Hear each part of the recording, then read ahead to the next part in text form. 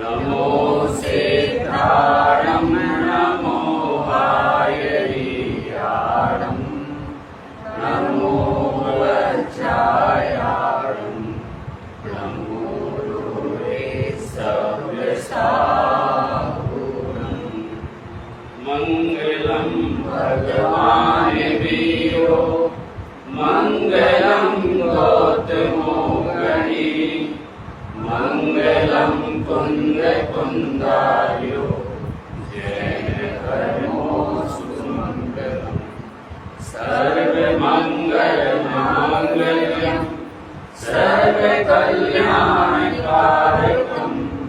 प्रदानं सर्वधर्माणां जयं जयतु शास्त्री जयं जयतु शास्त्री संतप्त मानस शांत हो जिनके गुणों के गान में वे वर्धमान महान जिन विचरे हमारे ध्यान में विचरे हमारे ध्यान में। हम सभी का सौभाग्य है कि आज हम सभी एक वात्सल्य के रूप में यहाँ पर एकत्रित हुए हैं और वर्तमान योग प्रारंभ कर रहे हैं। क्योंकि हम और आप जिनवाणी का अध्ययन तो करना चाहते हैं। जिनवाणी का अध्ययन हम किस रूप में करें, उसको 4 भागों में डिवाइड किया है, जिसको 4 अनुयोग के नाम से भी जानते हैं। सबसे पहला कौन सा योग है? प्रथमान योग। प्रथम में प्रथम योग है, तो कौन सा? प्रथमान योग। प्रथमान योग, करणान योग, चरणान योग और द्रव्यान योग। अब सवाल खड़ा होता है कि हम किसको सबसे पहले प्रारंभ करें, तो जिसमें सबकी रुचि सबसे ज्यादा हो वो काम हमें सबसे पहले करना चाहिए। प्रथमान योग ऐसा अनुयोग है जिसमें सबकी रुचि होती है, सबको कथा कहानी सुनने में मजा आता है। वास्तव में कथा कहानी में मजा क्यों आता है उसकी चर्चा करनी है।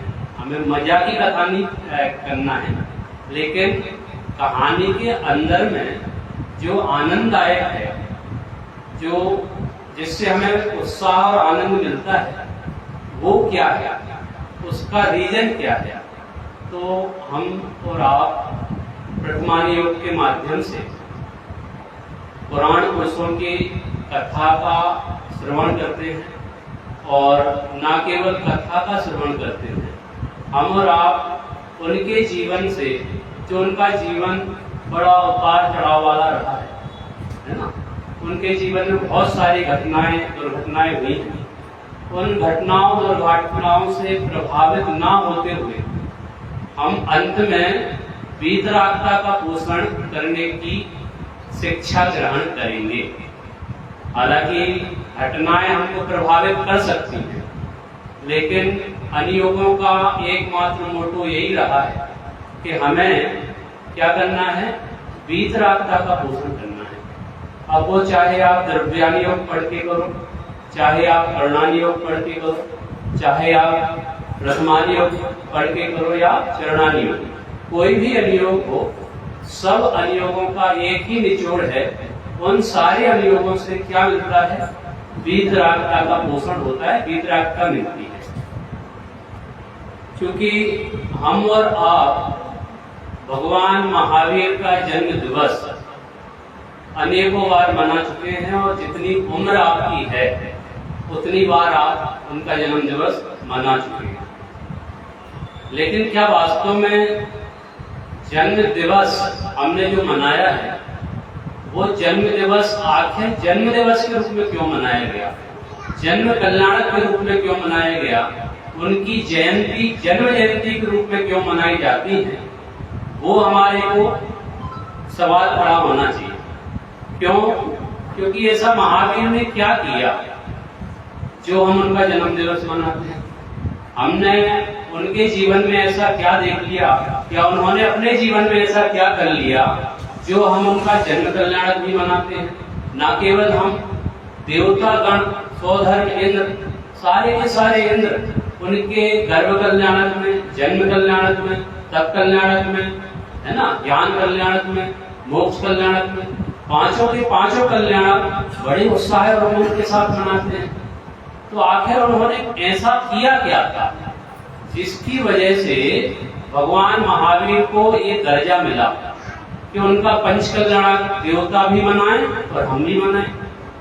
तो वो कहानी है, उस कहानी को हमें और आपको श्रवण करना है, क्योंकि भगवान महावीर तो आज मोक्ष में जाके विराजमान है, सिद्ध सलाह में जाकर विराजमान है। भगवान को वापस आ नहीं सकते हैं, लेकिन उनका जो आदर्श रहा है, उनका जो उपदेश रहा है, उनका जो धर्म उपदेश रहा है, वह धर्म उपदेश हम अपने जीवन में श्रवण भी कर सकते हैं, हम अपने जीवन में उसका विचार भी कर सकते हैं, हम अपने जीवन में उसका अनुसरण करते हुए, है ना, हम भगवान बन सकते हैं। और हमको तो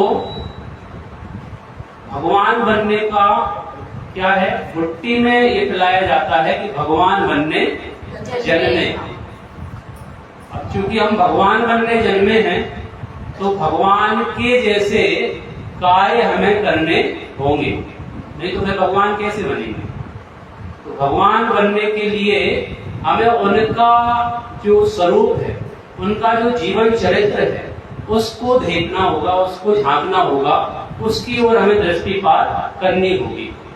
तो भगवान का जन्म कब हुआ था, उनका जन्म कहाँ हुआ था, उनके माता पिता कौन थे, है ना, और उनके जो 5 नाम हैं, उन नामों की भी कुछ सार्थकता है और उसके पीछे भी कुछ कहानी है। तो वो सारी चीजें आज हम यहाँ पे देखेंगे।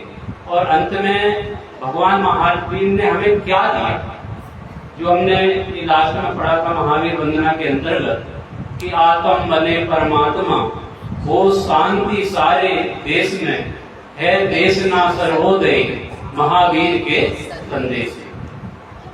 तो आज हम और आप उसी बात को यहाँ पे देखेंगे कि हम बहुत साल पहले यदि इतिहास पे नजर डालें तो एक पुरुरवा का नाम सुना होगा आपने, पुरुरवा नाम का भील, वहां से उनके जीवन की कथा हम और आपने श्रवण की है। आज तक पुराणों के माध्यम से हमने यदि महावीर का जीवन चरित्र देखा है, तो वो उनका शुरुआती दौर जो रहा है, वो पुरुरवा भील के नाम से हम उनको जानते हैं। हालांकि वो पुरुरवा भील, है ना, एक भील था, और भील का काम क्या रहता है? भील का काम शिकार खेलना होता है। तो निर्मम हत्या करता था, जीवों की शिकार करता था, और वो उसका पेशा था। उसमें उसको कोई प्रॉब्लम नहीं थी, कोई दिक्कत नहीं थी, वो अपना काम बड़ी ईमानदारी से कर रहा था।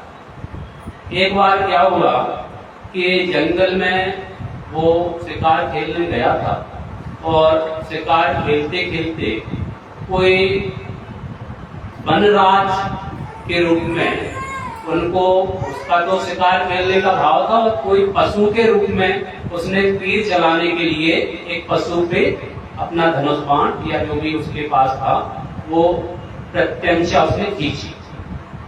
लेकिन पीछे से उसकी पत्नी आ रही थी। उस पत्नी ने देखा कि पशु तो नहीं दिख रहे हैं, कोई वनराज दिखते हैं, कोई वन देवता दिखते हैं। तो उसने उस भील को, माने अपने पति देव को क्या किया? रोका। क्यों रोका? क्योंकि जो नजर उनकी पति देव की नहीं थी, वो नजर उनकी थी, माने उसकी पत्नी की थी। उसने देख लिया और उसने इस बात को जिक्र किया कि भाई आप किस पे तीर चला रहे हो, किसकी हत्या करने जा रहे हो, ये तो कोई वन देवता दिखते हैं, कोई भगवान जैसे दिख रहे हैं, इनकी हत्या मत करो। तो वो मान जाता है बात और मुनिराज के पास वो जाते हैं, दोनों पति और पत्नी। और जब मुनिराज के पास कोई जाता है तो सहज रूप से मुनिराज क्या करते हैं, धर्म उपदेश देते हैं। तो उन्होंने जो भी धर्म उपदेश दिया होगा, लेकिन धर्म उपदेश के साथ साथ उन्होंने एक उनको नियम दिया। क्या नियम दिया कि आपको जो सबसे प्रिय काम लगता है, मांस खाना और जीवों की हत्या करना, तो आप एक काम करो। क्या काम करो? बोले आप मांस खाना छोड़ दो।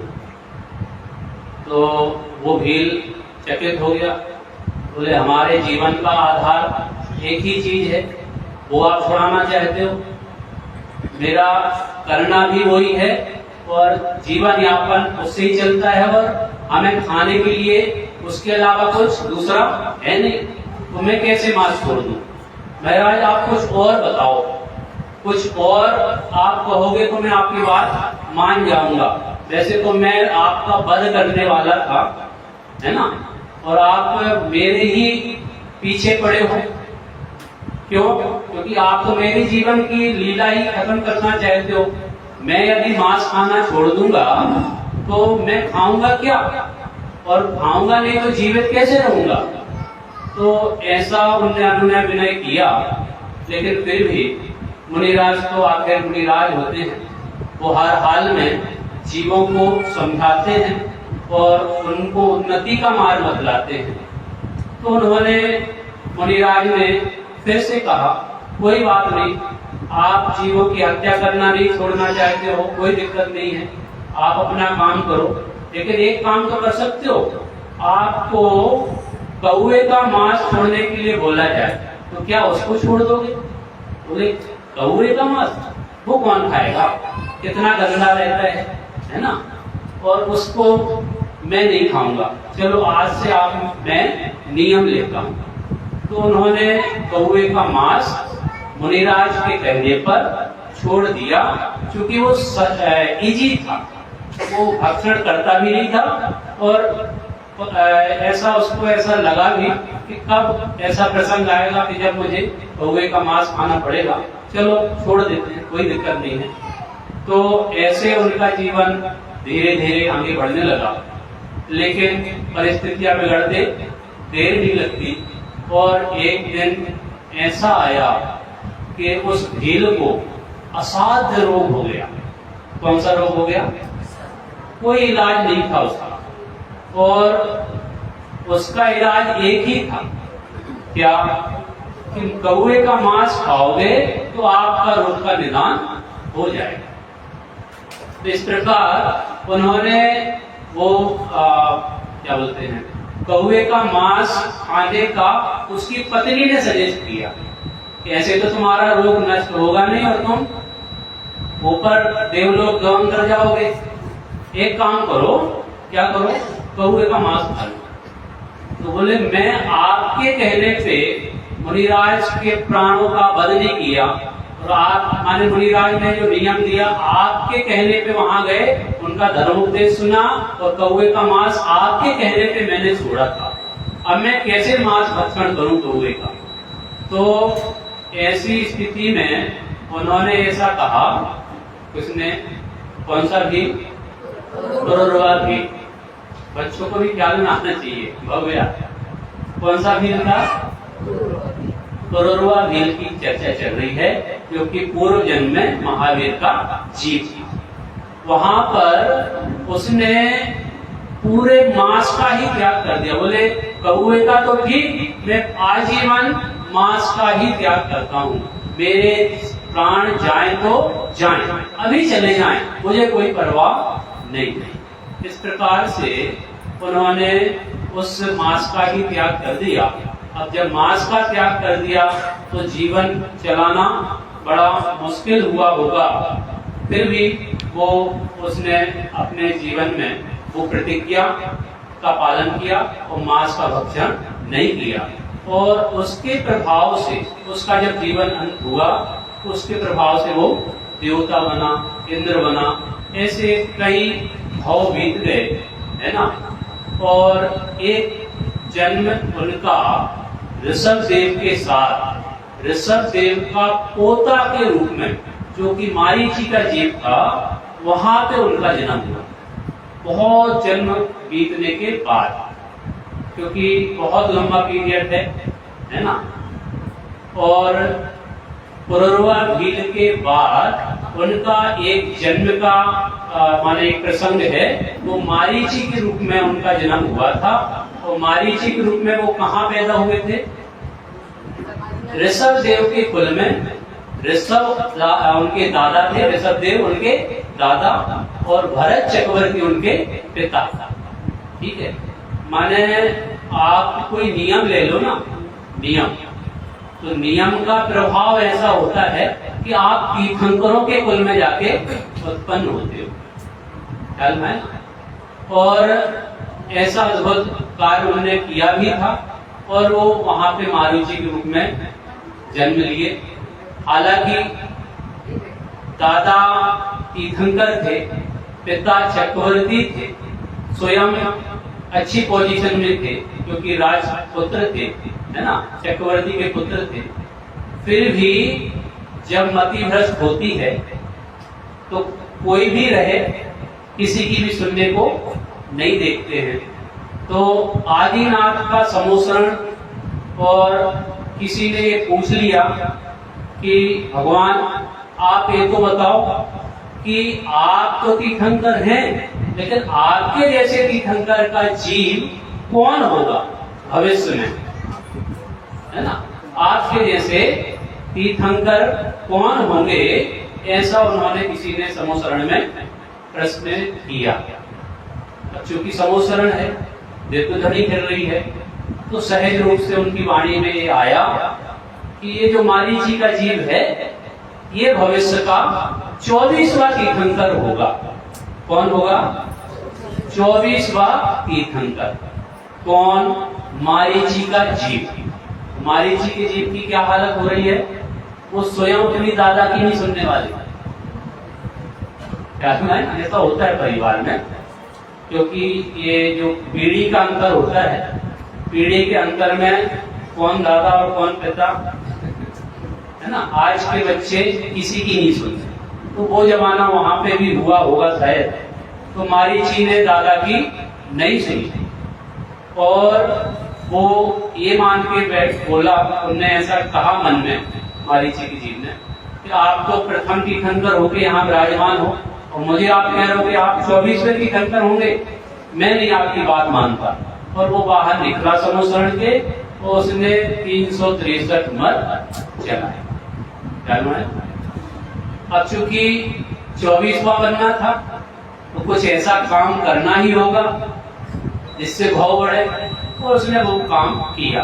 भाव बढ़ाने वाला काम ऐसा किया कि उसने जैन धर्म स्वीकार नहीं किया, और अपने मन से, है ना, मतों का परिवर्तन किया, और वो आज भी 363 मत परिवर्तित हो रहे हैं। किसकी देन है वो? मारीची के जीव की देन है। फिर भी वो चल रहे हैं, आज की डेट में है। अब चूंकि तीर्थंकर बनना है, तो तीर्थंकर बनने से पूर्व कुछ काम तो होना चाहिए तीर्थंकरों जैसा। तो एक राजा नंद का जीव बना, वही जीव जो मारीची का जीव था, जो भावी तीर्थंकर होने वाला है। वो कौन बना? राजा नंद का जीव। और राजा नंद के जीव की पर्याय में उनने सम्यक दर्शन के साथ तीर्थंकर प्रकृति का बंध किया। 16 कारण भावना भाते हुए उनको तीर्थंकर, परम तीर्थंकर प्रकृति का, तीर्थंकर नाम कर्म का जो उत्कृष्ट पुण्य है वो बांधा, है ना। सबसे उत्कृष्ट पुण्य है इस धरा का। 3 लोक का सबसे उत्कृष्ट पुण्य यदि कोई है तो वो तीर्थंकर नाम कर्म पुण्य का वन, वो उन्होंने नंद राजा की पर्याय में क्या किया, बंद किया। अब चूंकि तीर्थंकर का जीव होने वाला था तो वो स्वर्ग गए, फिर ऐसे असंख्यात जन्म उनके स्वर्ग और देवता के पर्याय में बीते। और एक पर्याय और बीच में हम और आप सुनते हैं कि वो भयंकर क्रूर हत्यारा सिंह के रूप में उनने जन्म लिया। बहुत खूंखार था, बहुत क्रूर था और निर्मम जीवों की हत्या करके मांस भक्षण, क्योंकि शेर है, शेर का काम भी क्या होता है, मांस भक्षण, माने उसकी जीवन की कोई खुराक है तो वो जीवों की हत्या करके जीवों का भक्षण करना, तो वो क्रूर शेर हुआ। और उस क्रूर शेर की पर्याय में क्या हुआ कि दो मुनिराज आकाश मार्ग से गमन करते हुए आ रहे थे और उनने उस शेर की पर्याय में जो हिरण का भक्षण मार के कर रहा था, उस शेर को मुनिराजों ने उद्बोधन दिया। क्या उद्बोधन दिया, कैसे उस शेर की पर्याय को उद्बोधन दिया होगा मुनिराज ने, है ना? मुनिराज डरे नहीं थे क्या? दो मुनिराज और माने दो वक्ता और एक श्रोता। ऐसी स्थिति में भी वहां पे जब उसने उद्बोधन सुना और जब उन्होंने मुनिराजों ने कहा कि तू कौन है और इस पर्याय में क्या करने वाला है, तू भावी तीर्थंकर है ना, और ये तू क्या काम कर रहा है, जीवों को मार मार के खा रहा है, ऐसे कैसे काम चलेगा। तो जैसे भी उपदेश दिया उसको वो बात जच गई और उसने उसी पर्याय में क्या किया, सम्यक दर्शन लिया, पुनः सम्यक दर्शन लिया। और एक पूंछ वाला, क्या बोला, एक पूंछ वाला जब सम्यक दर्शन प्राप्त कर सकता है तो हम और आप तो कर ही सकते हैं, मूछ वाले तो हैं, ठीक है। तो शेर की पर्याय में उन्होंने सम्यक दर्शन लिया और 10 भाव पूर्व की पर्याय है वो शेर की पर्याय, और 10 भाव बाद वो क्या बने, 24वें तीर्थंकर के रूप में उनका अवतार हुआ। और उनका अवतार हुआ तो वो कहां से आए थे, अच्युत स्वर्ग, 16वें स्वर्ग से वो नीचे आए और माता त्रसला के गर्भ में, किसके गर्भ में, माता त्रसला के गर्भ में जब कोई तीर्थंकर का जन्म लेता है, जीव जन्म लेता है, तो वो धरती पुण्य धरती होती है ना, और वहां पर 6 महीने पूर्व से ही क्या होती है, रत्नों की वर्षा होने लग जाती है। माने तीर्थंकर के जीव का पुण्य इतना विशद होता है कि सारी अनुकूलता वहां पर होती है और 6 महीने पूर्व से रत्नों की वर्षा प्रारंभ हो गई और सबने ये जाना कि कोई अद्भुत जीव, कोई त्रिलोकीनाथ है ना, उसका जन्म होने वाला है। तो माता त्रसला के गर्भ में उनका गर्भ हुआ, माने गर्भाधारण हुआ और वहां पर वो अन्य माताओं जैसे माता को गर्भ में सताने वाला काम नहीं किया उन्होंने। पद्मासन में वो रहे ताकि माता को तकलीफ ना हो, है ना, और उनको, उनकी माता को 16 स्वप्न हुए, अद्भुत 16 स्वप्न। 16 सपने देखे हैं आज, फल बतलाओ श्री महाराज। 16 सपने देखे हैं आज, फल बतलाओ श्री महाराज। जब वो 16 स्वप्न देखी उनकी माता ने और राजा से, माने अपने पति देव जिनका नाम क्या था, सिद्धार्थ, राजा सिद्धार्थ को जो स्वप्न उनको हुए थे 16 स्वप्न, उनका वर्णन उन्होंने किया। कैसे अद्भुत आश्चर्यकारी स्वप्न मैंने रात के पहर में देखे हैं और इसका क्या फल होगा, ये स्वप्न हमें क्यों आए।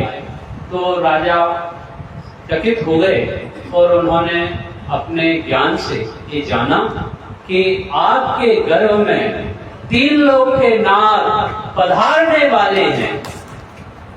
त्रिलोकीनाथ का जन्म आपके उदर से होगा। ऐसा सुंदर वातावरण, ऐसा सुंदर कार्य इस धरा पर और आपकी उच्छी से, आपके उदर से जो कार्य माता मरु देवी ने ऋषभ देव के समय किया था, वही कार्य आपके माध्यम से होगा और आपके गर्भ से 3 लोक का नाथ जन्म लेगा।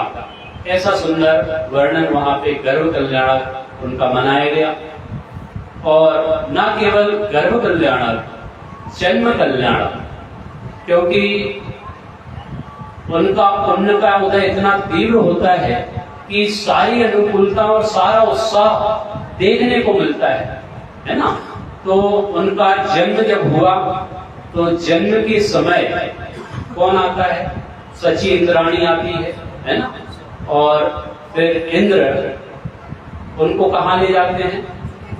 सुमेरु पर्वत पर, पांडव शिला पर विराजमान करते हैं।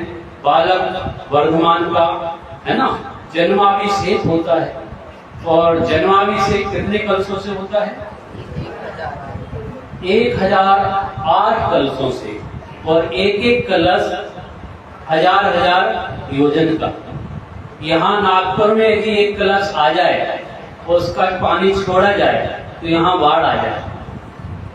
और वो 1008 कलश उनके माध्यम से श्री जी का वर्धमान बालक का क्या हुआ? जन्माभिषेक हुआ। और ये काम किसने किया? इंद्रों द्वारा ये काम हुआ। क्षीर सागर से जल लेके आए और उनका नवन कराया। ठीक है। और उसके बाद वो चूंकि इंद्र उन भगवान को देखकर तृप्त नहीं हुए, इतने अद्भुत, इतने सुंदर बालक थे वर्धमान, वो देखते ही रहे, देखते ही रहे, देखते ही रहे। उनको आंखों में तृप्ति नहीं हुई तो उन्होंने 1000 नेत्र बनाए। किसने? सौधर्म इंद्र ने। और फिर क्या किया? तांडव नृत्य किया। जन्म होता है, जब जन्म हुआ तीर्थंकर का, तब इंद्र बजावे बांसुरिया। इंद्राणी हिल मिल नाट्य करे, तब इंद्र बजावे बांसुरिया। जब जन्म हुआ तीर्थंकर का, तब इंद्र बजावे बांसुरिया। बहुत उत्साह था उनके अंदर में। क्यों ना हो, क्योंकि 3 लोक के नाथ का जन्म हुआ है। और जन्मोत्सव में ना केवल परिवार, ना केवल समाज, ना केवल नगर, पूरा माने देश उन जन्म कल्याणक में सम्मिलित हुआ। और ना केवल मनुष्य, देवता भी उस जन्मोत्सव में शामिल हुए और बड़े उत्साह के साथ उनका जन्म दिवस मनाया गया। उनका जन्म, वर्धमान बालक का जन्म कब हुआ था? कौन सी तेरस थी? ये डेट मैंने जानबूझ के पूछी है ताकि आप जिनका जन्म मना रहे हो, जन्म दिवस मना रहे हो, वो कई बार मना चुके हो, वो तिथि तो आपको याद होना चाहिए। तो 13 का दिन था और उनका जन्म हुआ। अब चूंकि वर्धमान नाम को सार्थक करने वाले थे, धीरे धीरे जो दोष का चंद्रमा होता है वो वृद्धि को प्राप्त होता है। ऐसे ही वर्धमान का जीव लगातार अनेक कलाओं के साथ वृद्धि को प्राप्त हो रहा था, इसलिए उनका नाम क्या हो गया? वर्धमान हो गया। क्योंकि उनके 5 नाम प्रसिद्ध हैं। कौन कौन से? जन्म से तो उनको वर्धमान कहते थे, लेकिन उनका नाम एक वीर भी पड़ा, एक अतिवीर भी पड़ा, एक सन्मति और एक महावीर। इन 5 नाम के साथ कुछ किस्सा है, कुछ कहानी है, उनके नामों की सार्थकता है। तो वर्धमान का नाम तो जन्म से ही वो वृद्धि को प्राप्त हो रहे थे, इसलिए उनका नाम वर्धमान पड़ गया। दूसरा नाम वीर, वो क्यों पड़ा? तो एक बार जब वो अपने दोस्तों के साथ, मित्रों के साथ, भव्या जैसे छोटे छोटे थे और मित्रों के साथ खेल रहे थे, खेलते खेलते किसी देवता भी उनके साथ बालक बन के खेल रहे होंगे, कोई देव है ना, सर्प का रूप धारण कर लिया, भयानक काला सर्प है ना, उसका रूप धारण किया और वो सबको डराने लगा, भयंकर पुरस्कार करने लगा और सब लोग बहुत भयभीत हो गए। बच्चे ही तो थे, है ना, बालक थे और खेल खेल में काम हो रहा था, लेकिन वो सर्प दिखाई दिया तो सारे के सारे बालक इधर उधर तितर बितर हो गए। अब चूंकि बालक वर्धमान, वो किसी से डरने वाले थे, वो डरने वालों में से नहीं थे, वो डराने वालों में से भी नहीं थे। क्योंकि वर्धमान को कोई भय किसी का था नहीं, अतुल्य बल के धनी होते हैं तीर्थंकर, है ना, तो उन्होंने उसको कंट्रोल किया, उसको पकड़ा और वो सर्प दुम दबा के भाग गया। ठीक है, तो वो सर्प से भयभीत नहीं हुए और लोग उन्हें वीर कहने लगे, वीर वीर और वीर, क्योंकि वो सर्प को उन्होंने कंट्रोल किया था। ऐसी अनेक घटनाएं उनके जीवन में घटी। एक घटना घटी कि एक हाथी अपनी आयुर्शाला से छूट गया, सारी जंजीरों को तोड़ दिया, बंधन से मुक्त हो गया और पूरे नगर में क्या करने लग गया? विप्लव करने लग गया, सारे नगर को नष्ट भ्रष्ट करने लग गया। वो सारी नगर की प्रजा क्या होने लगी? बहुत आतुर हो रही थी, बहुत दुखी हो रही थी, बहुत परेशान थी। किया जाए तो क्या किया जाए? आखिर हाथी है, हाथी से कौन पंगा ले? लेकिन सब नगर की ऊहापोह जो आवाजें थी, क्रंदन था, वो बालक वर्धमान के कानों में पड़ा और उन्होंने उस हाथी को अपने बुद्धि से, है ना, क्या किया? कंट्रोल किया और हाथी पर विजय प्राप्त हुई। तो लोग उन्हें क्या कहने लग गए? अति वीर। वीर तो थे, वो सर्प को कंट्रोल किया था तब, लेकिन अब उनका नाम क्या हो गया? अति वीर। अति वीर नाम पड़ गया। और इसी श्रृंखला में वो अपने जीवन को आगे बढ़ाते गए। और चूंकि उनका तीर्थंकर के जीव थे और जन्म से ही 3 ज्ञान के धारी होते हैं। कौन कौन से 3 ज्ञान? मति, श्रुत और अवधि। अब किसी मुनिराज को, मुनिराज भी थे वहां पे उस टाइम पे, ये राजा बालक थे। अब कोई मुनिराज को किसी चीज की शंका हुई और वो शंका का समाधान वो प्राप्त करना चाहते थे मुनिराज। और उन मुनिराजों को ऐसा लगा कि ये मेरे प्रश्न का सवाल कौन दे सकता है, इसका समाधान कौन करेगा। तो उनके मन में आया कि क्यों ना हम बालक वर्धमान के पास पहुंचे और उनसे हमारा समाधान हो जाएगा। लेकिन चूंकि मुनि थे और उनको ऐसा भी लगा यदि मैं मुनि होकर बालक के पास जाऊंगा पूछने तो लोग क्या करेंगे? सबसे बड़ा रोग क्या कहेंगे लोग? क्या सबसे बड़ा रोग है, क्या कहेंगे लोग? तो ये उनको मुनिराजों को भी ऐसा लगा कि क्यों ना हम बालक वर्धमान के पास जाएं। लेकिन फिर मन में ऐसा लगा कि बालक के पास जाएंगे तो हमारी क्या रह जाएगी? हमको लोग क्या कहेंगे, तो अब नहीं जाते हैं। फिर भी विचार करते हुए उनको ऐसा लगा कि ठीक है, एक बार पहुंचते हैं। और उनको ऐसा भी लगा कि हमें उनको नमस्कार करना पड़ेगा, और हम मुनि हैं और एक बालक को नमस्कार करें, ये उनको नागवारा था, उनको अच्छा ना लगा। और फिर वो नमस्कार नहीं करते, मुनि बालक को नमस्कार नहीं करते, तो उन्होंने सोचा वो मेरे को नमस्कार कर देना, बालक वर्तमान, तो वो भी गवारा नहीं था, क्योंकि तीर्थंकर का जीव और वो किसी को नमन करे, ऐसा तो होते ही नहीं।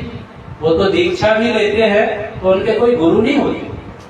तीर्थंकरों का दीक्षा कल्याणक कौन से वो दीक्षित होते हैं? किसी से दीक्षित होते हैं क्या? नहीं, वो स्वयं ही अपने से ही स्वयं से दीक्षित होते हैं, और नमः सिद्धेभ्यः कह के दीक्षित होते हैं। ओम भी नहीं बोलते, अपन तो मंगलाचरण में ओम नमः सिद्धेभ्यः बोलते हैं। ओम क्यों नहीं बोलते हो? क्योंकि ओम पंच परमेष्टि का प्रतीक है ना, पंच परमेष्टि का प्रतीक है ओम, तो ओम नहीं बोलते, और नमः सिद्धेभ्यः बोलकर वो दीक्षित हो जाते हैं। इस प्रकार जब मुनिराज उनके पास जाने लग गए और उनने ऊपर महल पर बालक वर्धमान को देखा दूर से ही, तो उनकी वो शंका का क्या हो गया? समाधान हो गया, सहज ही, स्वतः ही, अपने से। क्योंकि पुण्य प्रताप इतना तीव्र होता है तीर्थंकर के जीवों का, और उन्हें माने सहज रूप से समाधान मिल गया था। और चूंकि ज्ञान में वो श्रेष्ठ थे बालक वर्धमान, और उन्होंने केवल ज्ञान भी प्राप्त किया आगे जाकर, तो उनका नाम सन्मति हो गया। सतमति माने सन्मति। तो एक तो सहज रूप से उनका शंका का समाधान हो गया था, इसलिए भी सन्मति कहे जाने लग गए, और भविष्य में उनको केवल ज्ञान हुआ, इसलिए भी उनका नाम क्या हो गया? सन्मति। अब लास्ट में क्या रह गया? महावीर। वो महावीर कैसे कहलाए? अब महावीर से पहले अपन थोड़ा सा और इसका एनालिसिस करें, तो दादा की भाषा में, दादा बोले को डॉक्टर हुकमचंद जी भारत हमारे गुरु, उनने इस बात को ऐसे कहा कि यदि सर्प को जीतकर कोई वीर कहलाए और हाथी को जीतकर कोई अतिवीर कहलाए, तो सपेरा और महावर ये वीर और अतिवीर हो जाएंगे। तो ये कोई नाम की सार्थकता इससे होती हो कि वो सर्प को तुमने कंट्रोल किया और हाथी को कंट्रोल किया, इस बात का जिक्र दादा ने किया है। बहुत अच्छा खुलासा किया है। यदि आप चाहते हो कि ये सारी चीजें आपको पढ़ने मिले, तो आप पढ़ सकते हो पुस्तक भगवान महावीर और उनका सर्वोदय देव, डॉक्टर हुकमचंद जी भारत द्वारा लिखी गई है। बहुत प्यारी पुस्तक है, आपको जरूर पढ़ना चाहिए। अब अपन आगे बढ़ते हैं। भगवान महावीर, महावीर क्यों कहलाए? चूंकि उनने ये सारी चीजें तो कंट्रोल की होंगी, वो सहज बात है, लेकिन असली में वीर कौन कहलाता है, महावीर कौन कहलाता है, इसके लिए उन्होंने मोह राग द्वेष, क्या बोला? मोह राग द्वेष को जीतने वाला ही वास्तव में महावीर हो सकता है। क्या हो सकता है? महावीर। महावीर कोई नाम से महावीर नहीं थे, उनने वास्तव में अद्भुत काम किए थे। और कब किए थे? वो महावीर कब बन गए थे? कुमारावस्थायाम निज बलादेव विजिता। किसको भी विजय किया था? किसको जीता था? मोह राग द्वेष रूपी शत्रुओं को। क्या इसमें आता है? महावीर अष्टक में ताम्रम यक्षो कमल युगलम स्पंदरहितम जनान को पापायम प्रकटयति भाभ्यांतरमपि स्फुटं मूर्तिर्यस्य दशमतमयी वाति विमला महावीर स्वामी नयन पथगामी भवतु मैं। इसमें नहीं है। अनिर्वारोद्रेक त्रिभुवन जयी काम सुभटा। क्या बोला? अनिर्वारोद्रेक त्रिभुवन जयी काम सुभटा। काम रूपी शत्रु, क्या बोला? काम रूपी शत्रु को उन्होंने खेल खेल में ही जीत लिया। ये काम क्या होता है? विषय भोग। वो विषय भोग तो ठीक है, उसकी वासना, वो असली रूप में क्या? वासना। तो वो सारा जगत, एक कोई मंगलाचरण आता है, उसमें ऐसा कहा जाता है कि ब्रह्मा विष्णु महेश सब काम से हारे हैं और एक जिन देव ने काम को पछाड़ा है। वो पंक्तियां मुझे याद नहीं आती, आपको याद? काम को पछाड़ा है, ऐसा बहुत अच्छा मंगलाचरण है। और वो अलवर वाले पंडित जी किशन चंद जी थे, उनका लिखा हुआ वो मंगलाचरण बहुत प्यारा। जब मैं वहां पढ़ता था जयपुर में, तब वो एक बार हमें उनका समागम मिला है, लेकिन वो धारणा में अभी भी बैठा हुआ है वो मंगलाचरण। खैर, क्या बात कर रहे थे अपन? महावीर वो क्यों कहलाए? क्योंकि उनने छोटी उम्र में, युवा अवस्था में, कुमार अवस्था में ही काम रूपी शत्रु को जीता था। हालांकि पूरा प्रयास किया गया था, उनके माता पिता ने उनका विवाह करने का पूरा प्रयास, अन्य पूर्वजनों ने, परिवारजनों ने, सबने भरसक प्रयास किए, लेकिन वो उनको मना नहीं पाए। और वो चूंकि जन्म से ही विरक्त प्रवृत्ति के थे, वैरागी प्रवृत्ति के थे, और उन्होंने कुमार अवस्था में ही लगभग 30 साल की उम्र में क्या कर लिया? वैराग्य धारण कर लिया और वो दीक्षित हो गए। अब चूंकि दीक्षा भी एक कल्याणक है, तब कल्याणक, तो दीक्षा जब हुई तो कौन से देव आते हैं? लोकांतिक देव आते हैं और फिर उन भगवान की अनुमोदना करते हैं। हे प्रभु, आपने जो वैराग्य धारण किया है, हम आपके वैराग्य की अनुमोदना करते हैं। और एक प्रसंग ऐसा भी आता है, देव और मानवों में चर्चाए चल पड़ी, पालकी का कौन हकदार रे, पालकी का कौन हकदार रे।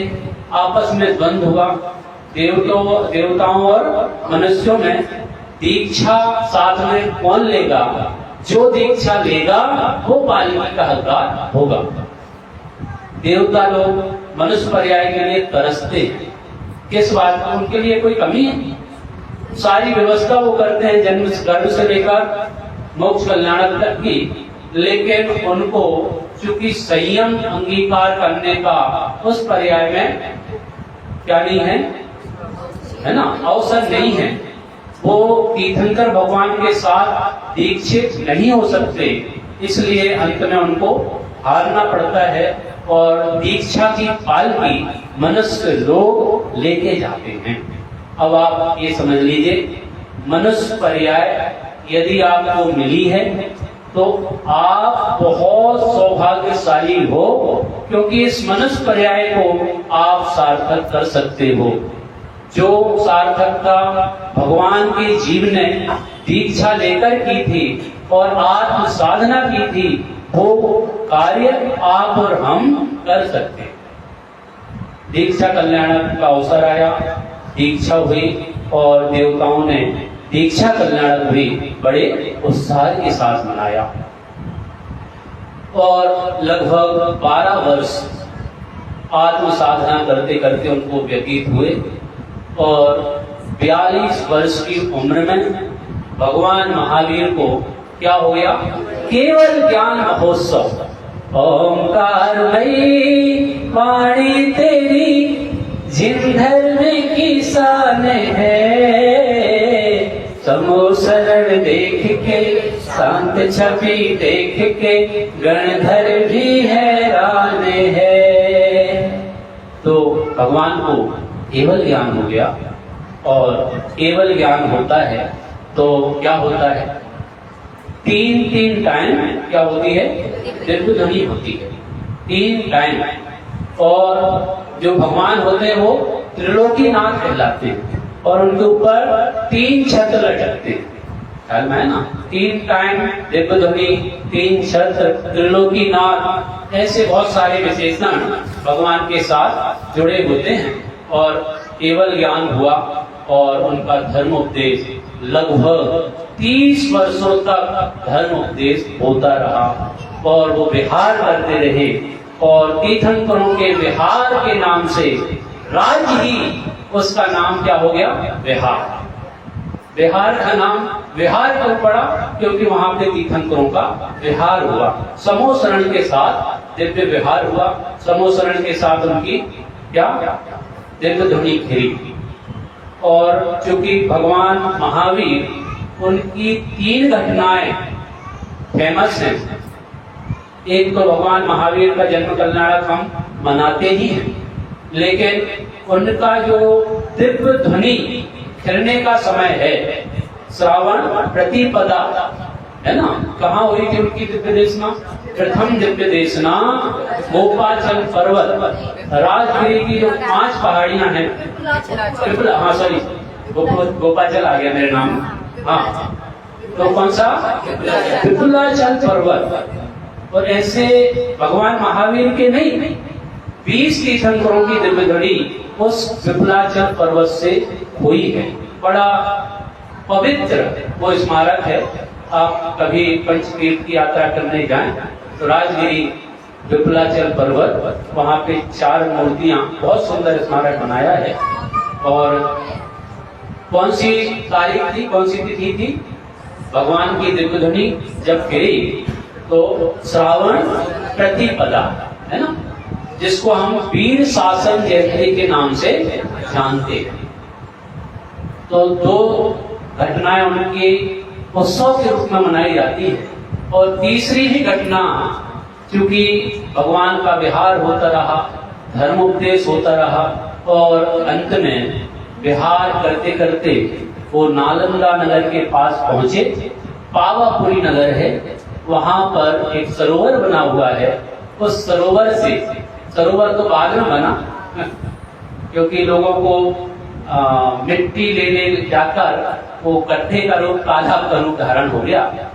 पावापुर से वहां पर उनको मोक्ष हुआ। बोले भगवान के मोक्ष कल्याण महामहोत्सव की। कब हुआ मोक्ष? वो दिन कौन सा था? अमावस्या। कौन सा दिन? कार्तिक कृष्ण अमावस्या का दिन था जब भगवान को मोक्ष प्रयाण हुआ।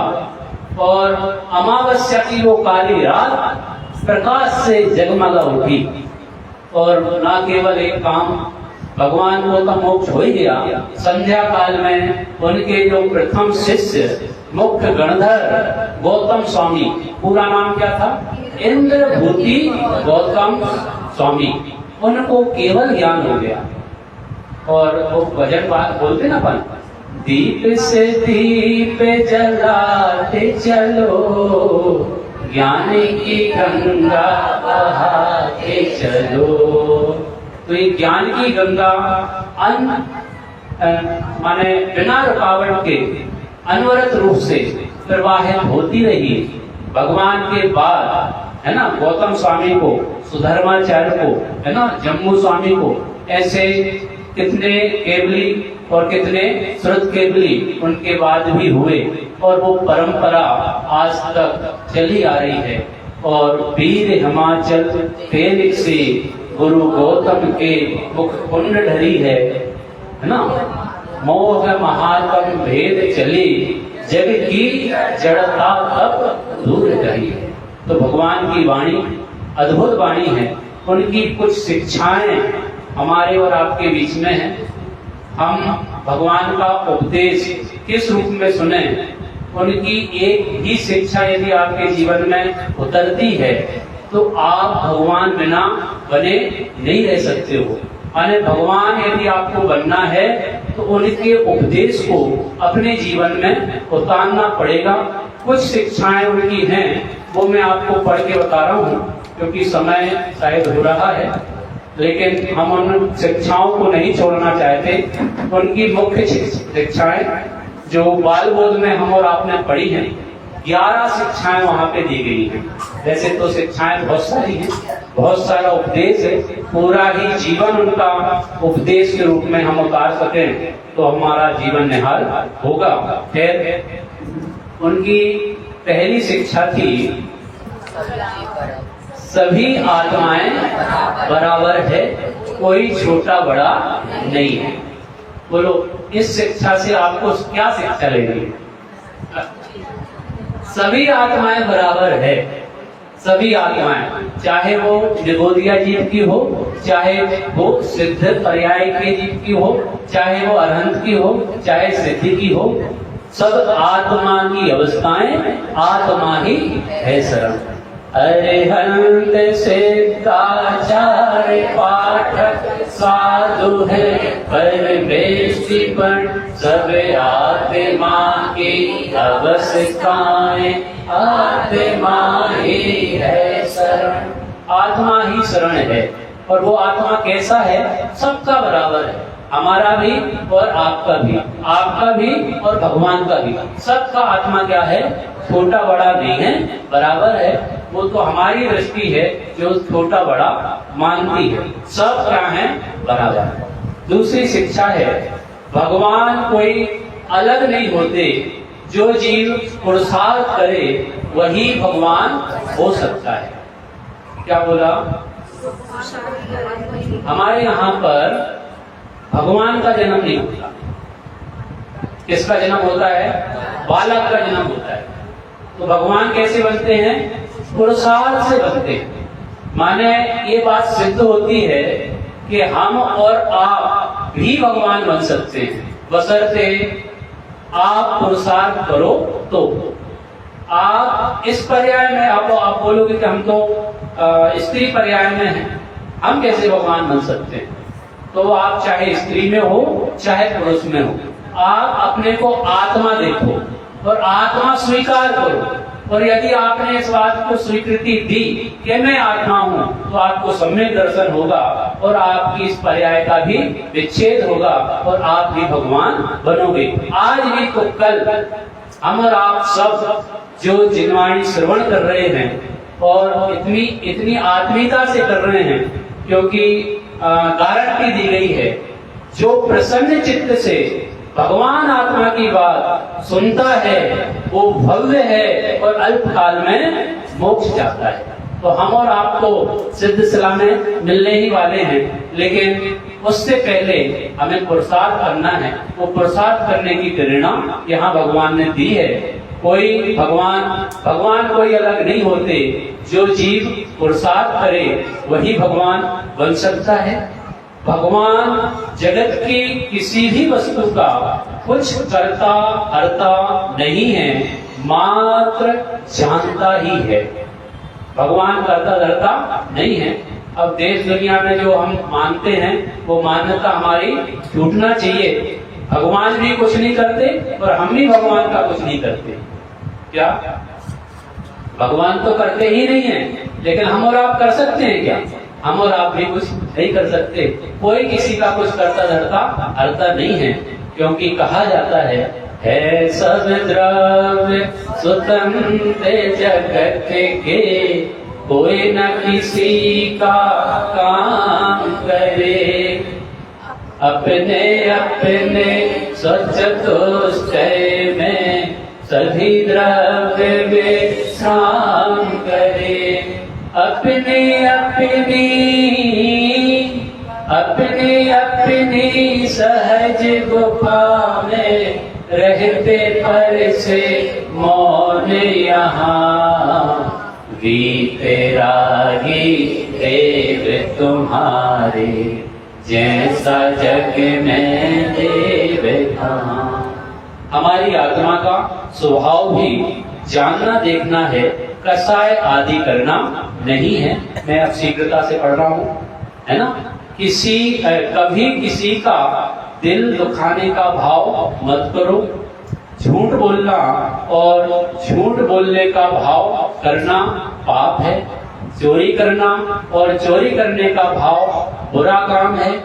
संयम से रहो, क्रोध से दूर रहो और अभिमानी मत बनो। एक एक शिक्षा आपको अपने जीवन में उतारनी होगी और जीवन में तभी उतरेंगी जब आपको शिक्षा याद होगी, जब आप उसके बारे में सोचेंगे। याद होगी तभी तो सोचेंगे और फिर आप उसको फॉलो करेंगे। देखिए फिर लास्ट में क्या कह रहे हैं, छल कपट करना और भावों में कुटिलता रखना बहुत बुरी बात है। क्या यही दुनिया में चल रहा है सबसे ज्यादा, मायाचारी छल कपट, मन में कुछ, वचन में कुछ, काया से कुछ। तो यहाँ पे भगवान की जो शिक्षा है वो हमें ग्रहण करना है। छल कपट करना और भावों में कुटिलता रखना बहुत बुरी बात है। लास्ट में कह रहे हैं, लोभी व्यक्ति सदा दुखी रहता है। कदाचित आप थोड़ा बहुत लोभ करते हो, तो यदि लोभ आपके जीवन में है तो आप तथास्तु आप दुखी रहोगे। आपको यदि दुखी नहीं होना है तो आप लोभ मत करो। लास्ट वाली शिक्षा है, हम अपनी ही गलती से दुखी हैं और अपनी ही भूल सुधार कर सुखी हो सकते हैं।